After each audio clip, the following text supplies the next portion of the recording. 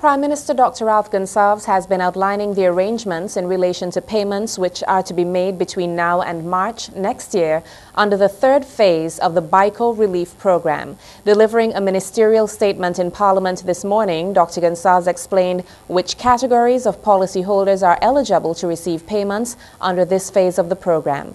The Prime Minister said detailed information on phase 3 of the payout to policyholders would be published in the weekly newspapers. A multi-million-dollar cocaine haul was made on Kittel's Beach on the leeward side of the island on Tuesday. This is according to Prime Minister Gonsalves, who was speaking in Parliament today, Thursday, November 28th. The Prime Minister was reading a report given to him on the matter. He indicated that 80 pounds of cocaine was discovered hidden in a nylon sack in bushes above Kittel's Beach. No arrests have been made, investigations continue, and the drugs are being secured by the drug squad of the RSVG police force. The Prime Minister noted that the intelligence arm of the police force has been enhanced and they are now able to move with greater certainty on a number of matters. The leader of the opposition, NDP, in a letter to Sir James Mitchell, said he has never criticized the ULP for wrongdoings, but always pointed his finger at the NDP. Well, our nation has teetered on the brink of economic collapse. You have chosen consistently to say almost nothing in criticism of the ULP administration. That has led us to the edge and lacks the capacity to turn back now. Instead, you point your aim always at the NDP. Eustace further noted that Sir James' comments during the 3 consecutive elections were untrue and he needs to check his arithmetic skills. You indicated that over the years, presumably since you left, the NDP has been slumping in the vote. That is also a lie. In 2001, the NDP received 23,841 votes and lost to the ULP in that election by 9,091 votes. In 2005, the NDP got 25,734 votes and lost to the ULP by 6,272 votes. And in 2010, the NDP got 30,568 votes and lost to the ULP by 1,531 votes. So James, your arithmetical skills have deserted you.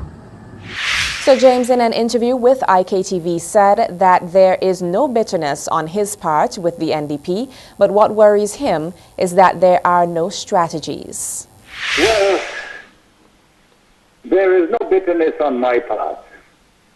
I still love my party, and I am delighted that the base of the party is still there.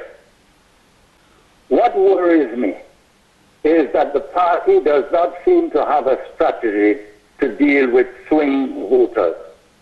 When you assess the political situation in St. Vincent from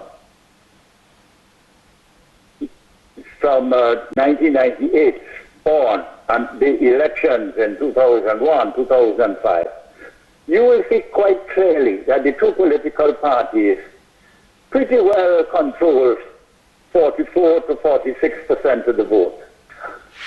Former founder of the NDP, Sir James Mitchell, said that the party needs all hands on deck and new people to formulate strategies, and recommended the current leader step aside after losing so many elections.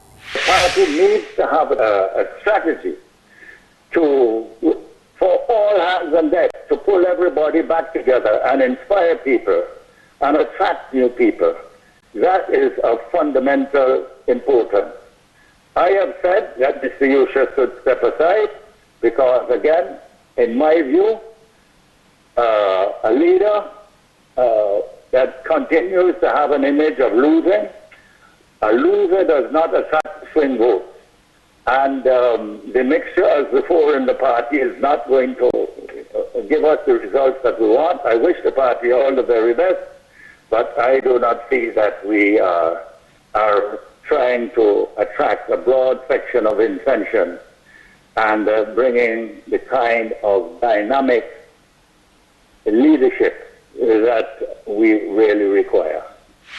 CARDI, in collaboration with the IICA and the Ministry of Agriculture, continues to look at ways to improve the value of sweet potatoes grown here through a project now being implemented dubbed Multiplying and Evaluating Roots and Tubers, in particular cassava, sweet potato and yam varieties suitable for value addition.